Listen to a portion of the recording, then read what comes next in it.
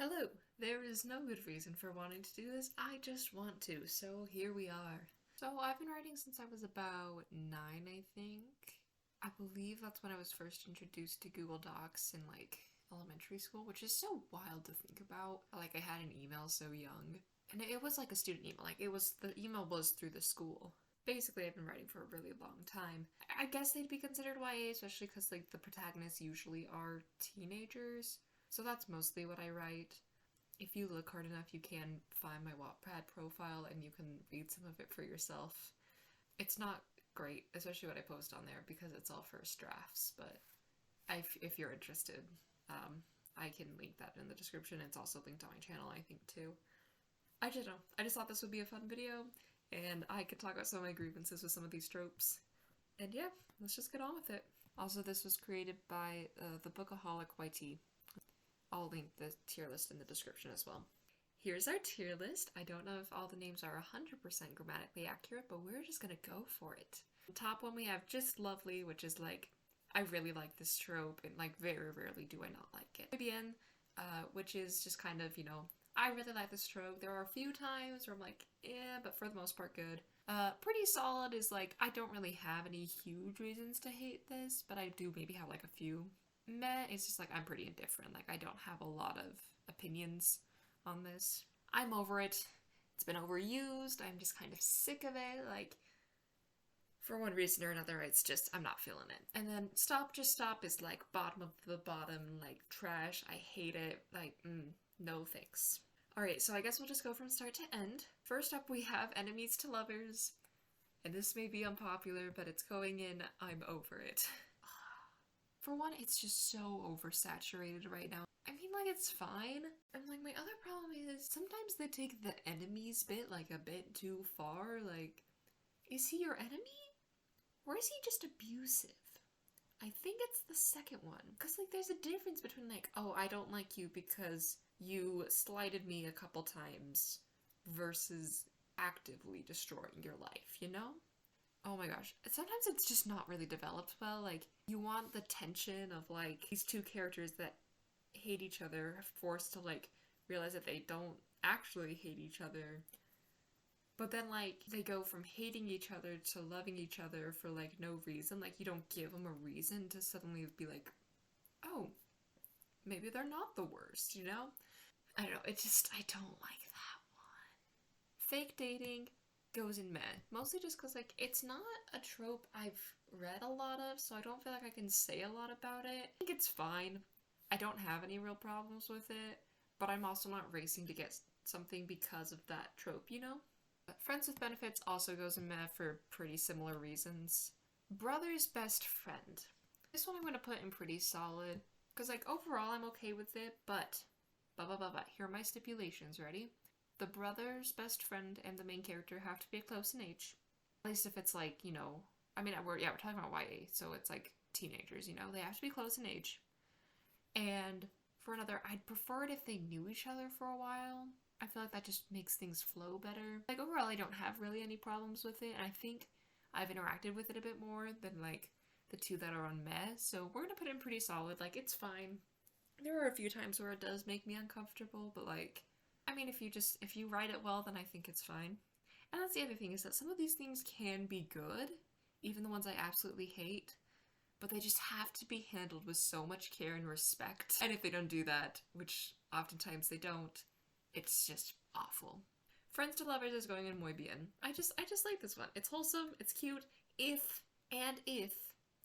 the whole oh, I like them but I don't want to tell them because it'll ruin our friendship and vice versa, if that doesn't go on for too long, or that goes on for a while, but it's not the main focus of the plot. Because otherwise it gets really tired real fast, and it's oh my gosh, just yell at each other, just kiss him or something. I don't know, just do something, because you're driving me crazy. Overall, it's pretty cute, it's pretty solid, I do like that one. Slash Boy Next Door, also gonna put in pretty solid. It's a trope that's been around for a while and we see it a ton, but I mean, if the relationship is developed well and it's written well, which most of the time it usually is, it's great.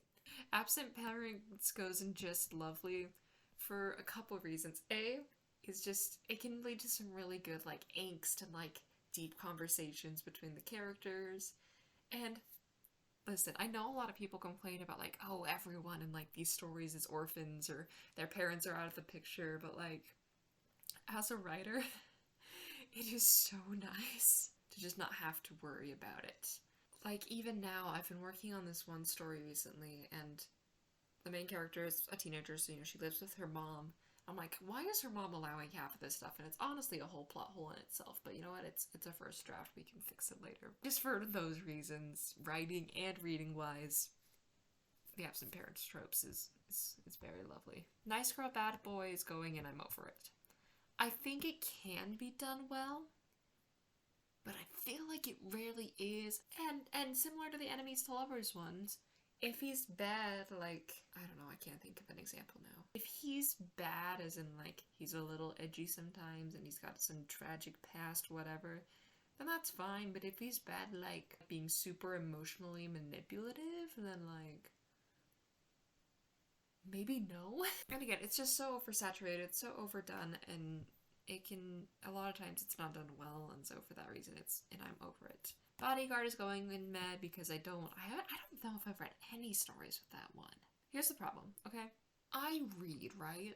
But I don't read a ton, which is a problem considering how much I write. What happens is I'm a very moody reader, so I'll have a book that I want to read, but I will just not pick it up for weeks. And then finally, I'll either be in the right mood or just finally convince myself, like, okay, you're gonna read it now. So I'll pick it up, I'll get through it in like 2 days or like really fast, and then I won't read again for another month. And it's a problem, but it's what happens. Some of these tropes I'm not super familiar with because of that. Anyway, I'm assuming bodyguard means like person falling in love with their bodyguard. I'm assuming, especially because a lot of these are like romance tropes. Anyway, but because I'm not very familiar with this trope, we're just gonna put it in meh, because I don't have a lot of opinions on it. Found family also goes in just lovely. It's just such a cute trope of like all these people coming together and just like having a good time and like being the family that they maybe didn't have. I just love this trope. It's very cute. Chosen one, I don't know if everyone's gonna agree with this, but this is going muy bien. I get it's overdone, and I definitely think we could go with like either some more subversions of it or even just like backing away from it for a little bit. But I don't think it's a bad trope, and I think it can be really interesting kind of seeing how this character has to come to terms with the fact that, oh, you're supposed to save the world or whatever, kind of trying to navigate that. I don't know, I think it's good. I think it's so popular for a reason. That one bed, it's kind of in between I'm over it and meh. I think I'm gonna put in meh. It doesn't make me as like upset as some of these ones do. I am just kind of over it. Like, it's very overused. It doesn't bring as much tension to me as some people, and like, if it's really that big of a problem, just one of you sleep on the floor, you're fine. I don't know. Oh, love triangle. I freaking hate love triangles. They're just so rarely done well. Because like the tension from a love triangle would come from the fact that both of these are viable candidates, and they rarely ever are. Like, it's often clear very early on who she's going to end up with.